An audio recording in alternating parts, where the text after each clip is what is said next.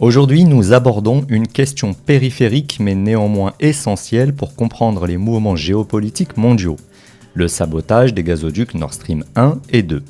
En effet, 4 importantes fuites ont été constatées sur les gazoducs Nord Stream 1 et 2 au large de l'île danoise de Bornholm les 25 et 26 septembre. Copenhague et Varsovie accusent Moscou d'être impliqué dans un acte de sabotage. Moscou juge de son côté ces accusations de stupides et absurdes, la Russie n'ayant aucun intérêt à arrêter les livraisons de gaz. D'ailleurs, Moscou a décidé d'ouvrir une enquête pour terrorisme. De leur côté, les USA, par la voix de leur secrétaire d'État Antony Blinken, ont fait savoir que ces fuites n'auront pas d'impact significatif sur la résilience énergétique européenne. Quant à l'UE, elle promet la réponse la plus ferme à ce sabotage. Que valent les promesses de l'UE et à qui profite le crime? On en parle aujourd'hui avec Rachid Achachi. Bonjour. Bonjour. Alors comme je disais, en général dans les affaires criminelles, il faut se demander à qui profite le crime. En tout cas, il ne profite pas à l'Europe, je pense là on est d'accord, notamment l'Europe du Nord qui se retrouve désormais totalement privée de gaz naturel russe, et je pense à l'Allemagne qui demeure la locomotive économique de l'Europe et qui dépendait avant le conflit à hauteur de 40% du gaz naturel russe pour sa production électrique, mais également pour le chauffage. Et là, on est très proche de l'hiver, donc ça va poser d'énormes problèmes. Alors, ça ne profite pas dans l'immédiat à la Russie, vu qu'elle dépend quand même également de son côté de ses ventes de gaz, qui certes étaient réduites, car je rappelle que le gazoduc Nord Stream 1 a connu plusieurs arrêts, avec pour prétexte, alors vrai ou pas, c'est un autre débat, la panne d'une turbine qui est produite par l'Allemagne, par Siemens, et qui devait être réparée et livrée, qui ne l'a pas été en raison des sanctions économiques imposées par la Russie. Et donc en réalité, quand le sabotage a eu lieu, le Nord Stream 1 était utilisé à hauteur de 20, maximum 40% de ses capacités. Tandis que le Nord Stream 2 était à l'arrêt bien avant le sabotage, parce qu'il avait été saboté politiquement par les États-Unis avant de l'être techniquement par l'attentat que l'on voit actuellement. Donc il reste un bénéficiaire, les États-Unis, qui effectivement cherchent à refourguer leur GNL à tout prix aux Européens, parce que c'est un GNL qui n'est pas très rentable en raison de la manière d'extraction du gaz du côté américain, puisque c'est par fracturation hydraulique qu'ils le font, c'est du gaz de schiste avant d'être liquéfié. Oui. Et donc l'unique moyen de le rendre rentable à tout prix, c'est de déconnecter l'Europe du gaz russe. Et d'ailleurs, je pense qu'on va en parler, j'avais déjà fait une vidéo où je parlais du débranchement électrique et nucléaire de l'Europe. On conseille d'aller la voir, je la mettrai certainement en description. Une vidéo très technique et très détaillée sur l'énergie. Donc a priori, les États-Unis sont les grands gagnants dans l'immédiat. Et d'ailleurs, j'ai même pas besoin d'accuser des États-Unis, un député polonais qui a eu la gentillesse de le faire et qui a tweeté « Merci les États-Unis ». Alors, ça aurait été un député d'une autre nation européenne, j'aurais dit que c'est du sarcasme, c'est-à-dire merci de nous mettre dans la muise, pour le dire gentiment. Ouais. Mais comme c'est un Polonais, naturellement, c'est merci de nous débrancher définitivement de la Russie, parce qu'on sait que la Pologne a un problème historique avec la Russie, elle vit toujours dans la peur de l'envahissement russe. Et donc, de fait, elle a toujours été un acteur majeur de sabordage et de sabotage des relations entre l'Union européenne et la Russie. Donc, a priori, les Polonais ont fait le boulot en accusant les États-Unis, plutôt en remerciant les États-Unis d'avoir saboté les deux gazoducs, enfin les trois gazoducs, c'est-à-dire les deux projets Nord Stream 1 et 2. Le fait est que il y a 3 pays en réalité dans la région qui sont capables techniquement de procéder à ce type de sabotage. Parce que premièrement, les 4 explosions qui ont été détectées représentent l'équivalent de 700 kg de TNT, ce n'est pas rien. Il faut des mini-sous-marins capables de plonger dans une profondeur de 70 mètres, parce qu'on parle de 70 mètres pour les deux gazoducs, et il faut une expertise et une capacité d'organisation extrêmement importante. Donc il y a le Royaume-Uni qui est capable de le faire, les États-Unis, et la Russie qui sont capables de le faire dans la région. Même si la mer Baltique et toute cette région est très saturée, parce qu'il y a la Pologne, le Danemark, la Norvège, mais 3 pays seulement peuvent le faire. Donc on ne sait pas exactement, c'est les États-Unis ou est-ce qu'ils ont sous-traité aux Britanniques, mais globalement ça vient du bloc de l'OTAN. Ça on peut l'affirmer de manière avérée. Oui, mais Copenhague et Varsovie, du coup, accusaient Moscou d'être impliqué dans cet acte de sabordage. Ça fait un bon bout de temps qu'on a pris l'habitude d'accuser la Russie de tout et de n'importe quoi, du réchauffement climatique, de la disparition des dinosaures. Ça devient effectivement un alibi très pratique. On n'a même pas mené d'enquête qu'on commence déjà à accuser.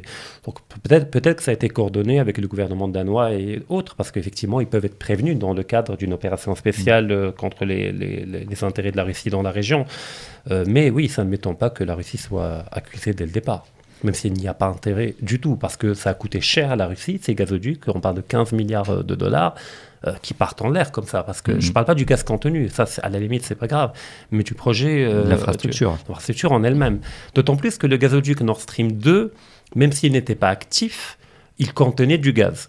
Était rempli de gaz pour éviter, pour des raisons techniques, un écrasement en raison de la pression de l'eau. Et donc tout ce gaz-là, qui est russe, je le rappelle, il part en l'air, en mer en l'occurrence. Et pareil pour le gaz qui contenait un flux qui était celui de Nord Stream 1. Et dernier élément, avant de passer au deuxième aspect de notre échange, le Nord Stream 2 avait été saboté politiquement, avant de l'être techniquement, par Biden, qui avait dit le 2 février, soit 20 jours avant l'enclenchement d'opérations spéciales en Ukraine, que le gazoduc ne verra pas le jour, c'est-à-dire que voilà, il ne va pas être fonctionnel d'une manière ou d'une autre. Et quand un journaliste demandait comment vous allez faire, comment vous allez procéder, et je rappelle qu'il était à côté de Scholz quand il parlait. C'était la visite du chancelier allemand aux États-Unis à l'époque pour trouver. Et devant Scholz, Biden a dit « Ne vous en faites pas, on en a les moyens ». C'est-à-dire qu'il parle devant un État, entre guillemets, souverain, l'Allemagne, que le gazoduc que vous avez bâti en collaboration avec la Russie et qui va dans votre intérêt stratégique, et bien moi, devant vous, je vous dis que je vais le neutraliser d'une manière ou d'une autre. C'est quand même extraordinaire, je veux dire. C'est extraordinaire, mais on va y revenir parce que c'est une question très importante, la trahison des élites européennes contre un ennemi qu'elles ne veulent pas nommer, mais on va y revenir. Mais avant ça, j'aimerais savoir, donc, Antony Blinken a-t-il raison d'affirmer que cet incident n'aura pas d'impact significatif sur l'Europe ? Non, notamment pour l'Allemagne. Alors effectivement, le sud de l'Europe, globalement, ne va pas être touché directement, même s'il va être touché indirectement, je vais l'expliquer, parce qu'il y a d'autres gazoducs qui permettent de livrer le gaz russe. Il y a le Turkish Stream qui est connecté au gazoduc balkanique, qui permet de livrer, parce que la Russie est connectée au Turkish Stream, qui permet de livrer le gaz aux pays des Balkans, alors la Grèce, mais également la Bulgarie, et éventuellement l'Italie. Mais l'Europe du Nord, ça va être effectivement problématique. Là, à partir de l'Allemagne, les Pays-Bas, tous ces pays-là, mais surtout l'Allemagne, va énormément souffrir. Parce que le fait est que même si l'Europe prétend sanctionner la Russie par rapport aux énergies fossiles, on a vu le GNL russe qui est livré à l'Europe connaître une croissance entre la période avant opération spéciale et après opération spéciale, une croissance de 12%. C'est-à-dire que l'Europe continue d'acheter même du GNL et pas uniquement du gaz livré par les gazoducs. Et ce GNL, il a acheté soit directement à la Russie, soit à l'Inde, qui achète du gaz russe pour le liquéfier et le vendre 5 fois plus cher à l'Europe. Ça, on connaît les trafics, donc les intermédiaires qui font grimper le tarif. Et le deuxième élément, c'est que le GNL ne pourra pas remplacer le gaz russe livré par gazoduc parce qu'il n'y a pas assez de méthaniers. Beaucoup l'ont expliqué, il faudra 5000 méthaniers pour remplacer le gaz russe. Un méthanier, ça prend 4 à 5 ans pour être construit. Et ce n'est pas l'Europe qui le construit, c'est la Corée du Sud, la Chine. Bon, la Chine, je pense qu'ils vont traîner des pieds pour faire durer le chantier. Voilà. La Corée du Sud, elle ne pourra pas honorer ce type de commande. Après, il faut des centres de regasification. Là encore, il n'y en a pas suffisamment en Europe. Donc, dans l'immédiat, l'impact va être vu au niveau des coûts sur les marchés spot pour acheter le gaz naturel liquéfié, parce que l'Allemagne a un stock stratégique de 2 mois. Oui, mais 2 mois, au bout de 2 mois, on sera en plein hiver. Donc, c'est décalé dans le temps, mais c'est un pur mensonge. C'est de la manipulation et un mensonge éhonté de la part de Blinken. Enfin, éhonté, la honte ne fait pas partie de leur vocabulaire. Mais oui, ils mentent à leurs prétendus alliés, c'est-à-dire à leurs vassaux en réalité. Exactement. Donc ça, c'est une question qu'on va discuter immédiatement. Pour les gens un petit peu qui sont un peu au courant des enjeux géopolitiques, on sait très bien quels sont les enjeux, que les États-Unis sont depuis la Seconde Guerre mondiale le colonisateur de l'Europe, que l'Europe est vassalisée totalement, est une colonie américaine clairement, mais l'Europe n'est-elle pas capable aujourd'hui de voir que son principal ennemi n'est pas la Russie, mais les États-Unis ? Alors oui, à partir de 1945, il y a un pays qui avait compris, c'est la France, avec De Gaulle. Qui avait compris effectivement que les Américains n'étaient pas venus pour libérer, mais pour coloniser, alors pas uniquement militairement, par une présence militaire de l'OTAN, mais également culturellement, économiquement, à tous les niveaux. Et que le plan Marshall, qui prétendait sauver l'Europe, en réalité visait à permettre à l'Europe de retrouver un pouvoir d'achat pour permettre à l'économie américaine d'écouler les surplus de production. Donc en fait, c'est je vous donne de l'argent, mais pour que vous achetiez me le rendiez, en fait. auprès de moi avec un profit en plus. Bon, ça a permis à l'Europe de redémarrer, ça c'est vrai. Mais De Gaulle qu'ils ont fait sauter avec la première révolution colorée qui s'appelait mai 68, que certains n'ont toujours pas compris, ils ont cru que c'était une révolution culturelle, mais c'est une vraie révolution colorée visant à destituer un président. Je vous laisse continuer. Il y a deux éléments, parce qu'à chaque fois quand il y a une révolution colorée, elle ne part pas de rien. C'est-à-dire la réalité n'est manipulée que parce qu'elle est manipulable. Donc effectivement, il y a des tensions internes qui sont réelles, mais après le coloriage, le fait qu'on parle de révolution colorée, le coloriage qu'on va donner à cette réalité de colère, de tension interne, est intégralement effectivement manipulé par la CIA, dans le cas de la France, mais également dans d'autres pays comme l'Ukraine elle-même, qui a connu 2 révolutions colorées, celle de 2003 et celle de Maïdan de 2014.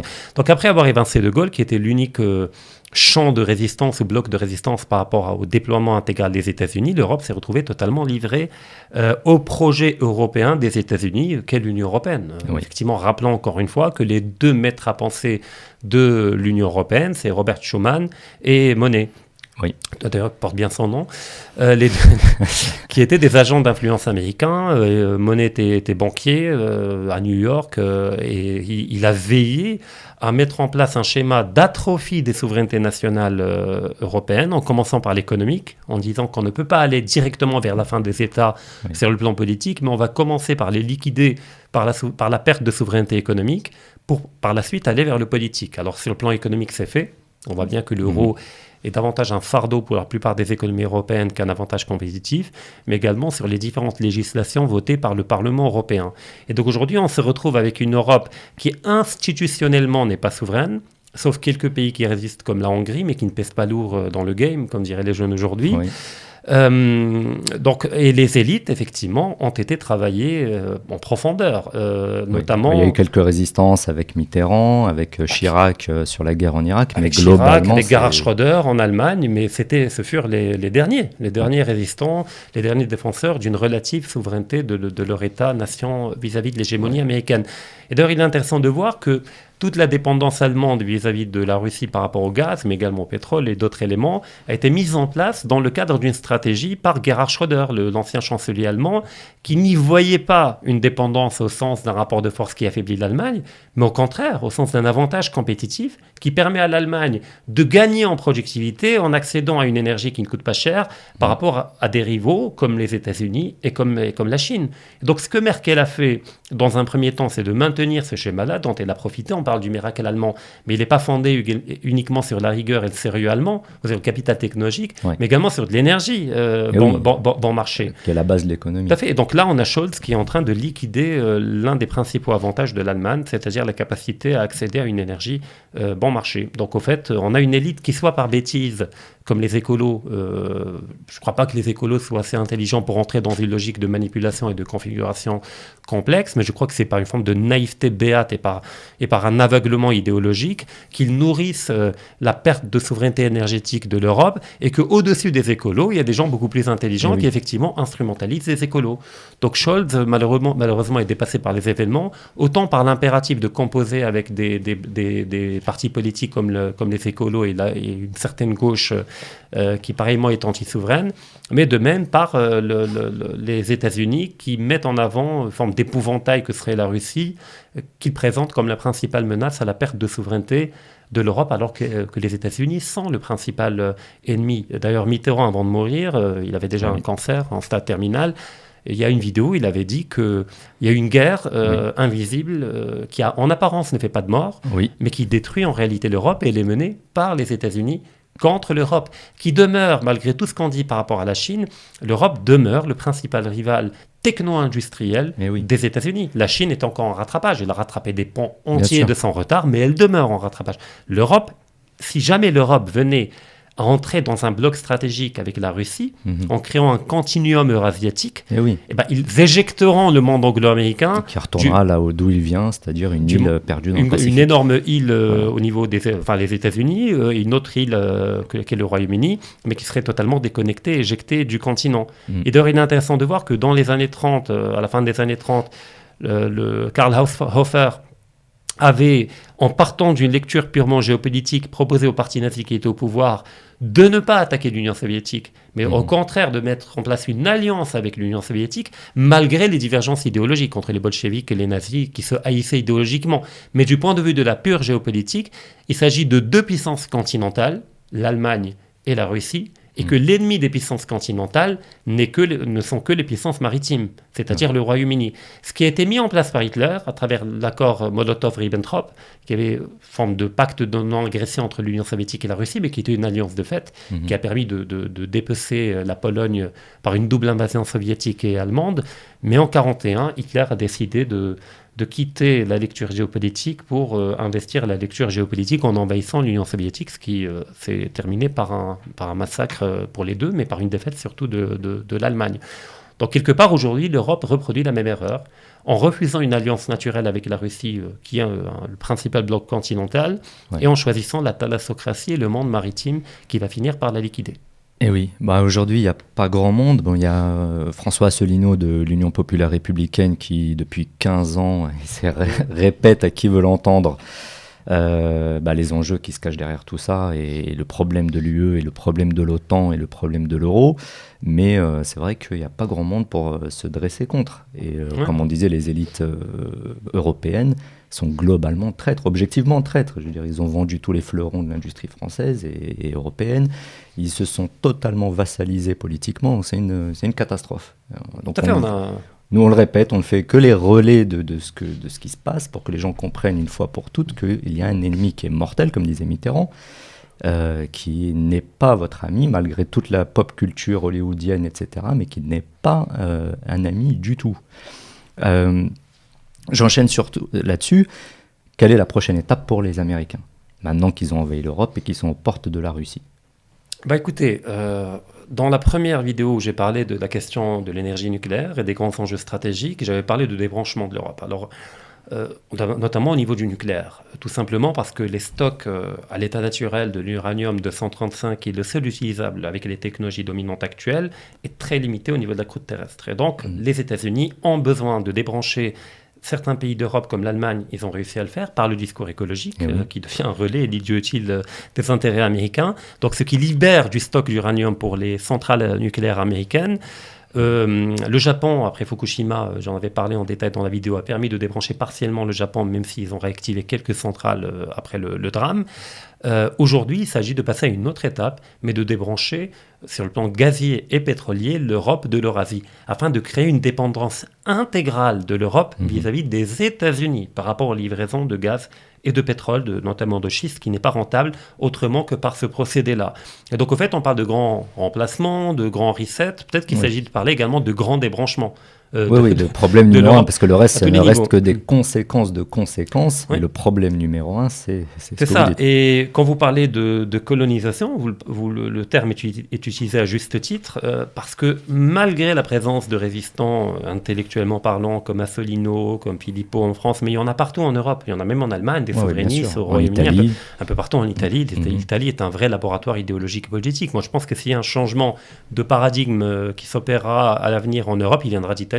C'est là où on teste les différentes combinaisons. On a vu avec Salvini, la Ligue du Nord et le mouvement 5 étoiles, ce qui aurait été impossible dans n'importe quel autre pays d'Europe. Il n'y a qu'en Italie, c'est pas la Grèce. Tout à fait. Même le fascisme, ça a été une expérience politique de dépassement du libéralisme et du communisme à travers une forme de synthèse des deux, qui malheureusement a dérivé avec le rapprochement de l'Italie entre l'Italie et l'Allemagne, qui a amené l'Italie à rejoindre l'Allemagne parce que le Royaume-Uni et la France ont refusé des colonies à l'Italie. Mais le fascisme originel, le premier, était une expérience intéressante. Bon, ça relève du passé, l'histoire ne repasse pas les plats, mais l'Italie, effectivement. Mais les populations, qui toutes ne sont pas sur Internet, qui toutes ne voient pas les vidéos, parce qu'effectivement, on voit 400 000 vues chez Asselineau, même au Royaume-Uni, etc. Mais les millions qui votent, c'est principalement les retraités. Les jeunes ne votent pas. Et les retraités votent toujours conservateurs, pas au sens traditionnel, mais au sens de leur intérêt économique. C'est-à-dire qu'ils ne veulent pas de changement, de rupture, ils veulent garder le système tel quel pour garder leur patrimoine et leur retraite. Et en cela, ils prennent en otage la capacité des jeunes à accéder au patrimoine.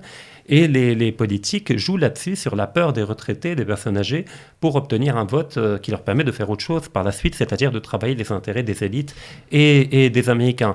Donc le changement, malheureusement, dans l'immédiat, ne peut pas venir du champ politique. politique. Et peut-être qu'il faut que cette logique de pourrissement aille jusqu'au bout, afin effectivement que politiquement le changement devienne possible, parce que les gens ont tellement perdu en termes de niveau de vie, plus de douche, plus de chauffage, Voilà, etc. ouais. Là, Quand ils auront faim et froid, peut-être qu'ils comprendront la réalité un peu mieux. Exactement. D'ailleurs, je me souviens, lorsqu'il y avait les Gilets jaunes, c'était intéressant de voir qu'on parlait d'un sondage qui disait que la majorité de la classe moyenne soutenait les Gilets jaunes, mais les soutenait du haut de leur balcon. Oui, de loin.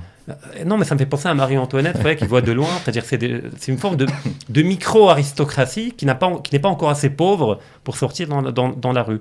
Et la colonisation, vous en parliez tout à l'heure, des films populaires, des films américains, du cinéma, de la musique, fait qu'effectivement, les gens mentalement ne peuvent pas voir les États-Unis comme un ennemi. Oui. Parce que les États-Unis, c'est Rambo, c'est 24 heures chrono, c'est des gens qui luttent contre le mal, contre le terrorisme, contre le méchant russe qui est toujours carré, cruel, méchant, qui dévore les bébés. Et puis c'est nos copains qui nous ont libérés du nazisme. Il ne faut pas l'oublier. Et d'ailleurs, il est intéressant de voir les documentaires sur la Deuxième Guerre mondiale des années 50-60.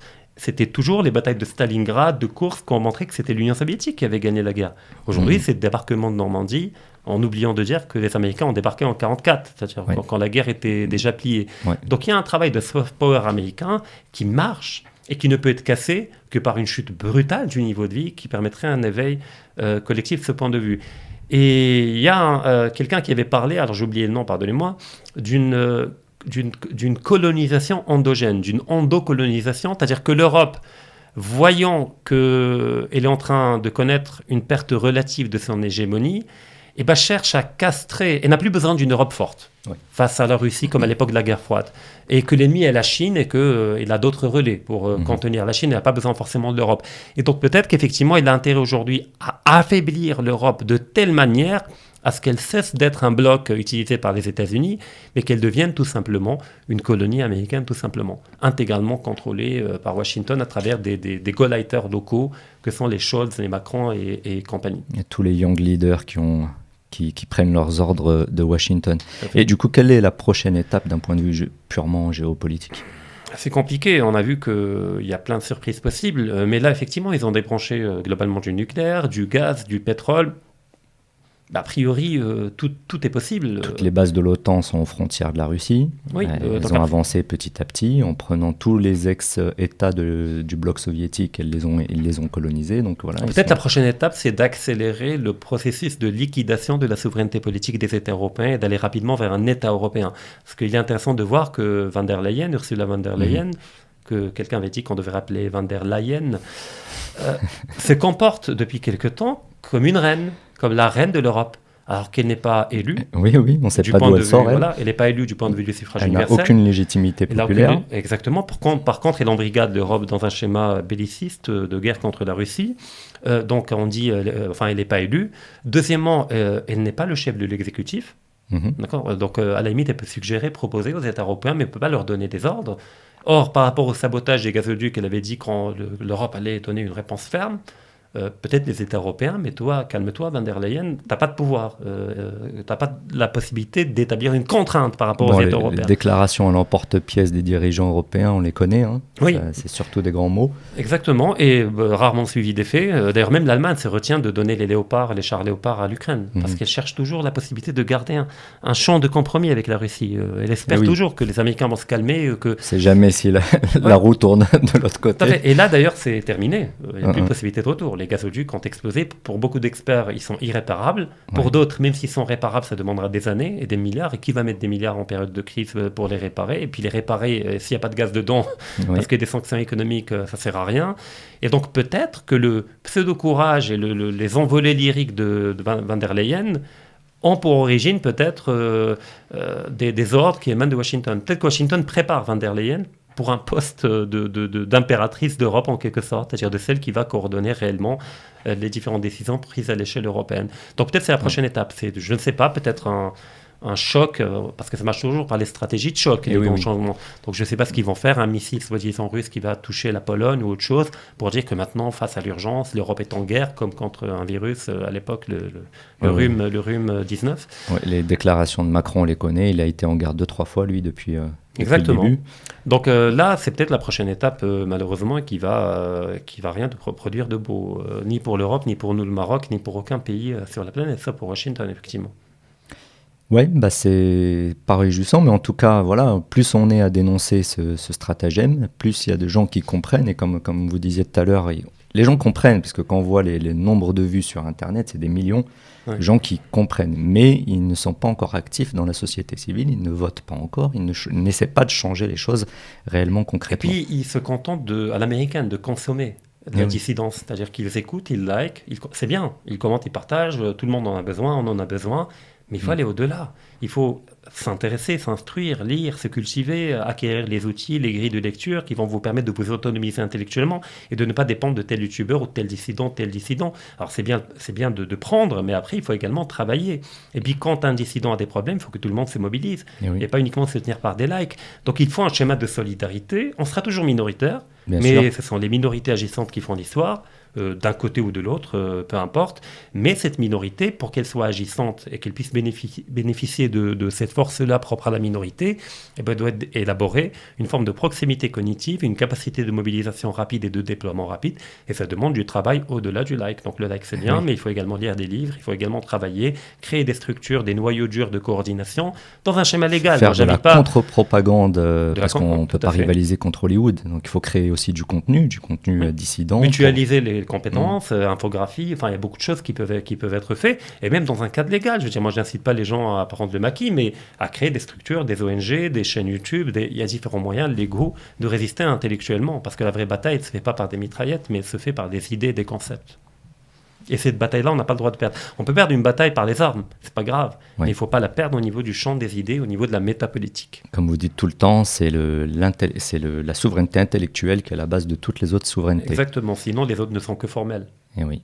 Sur ces belles paroles, on conclut ici cet échange. On vous retrouve très bientôt. Merci Rachid.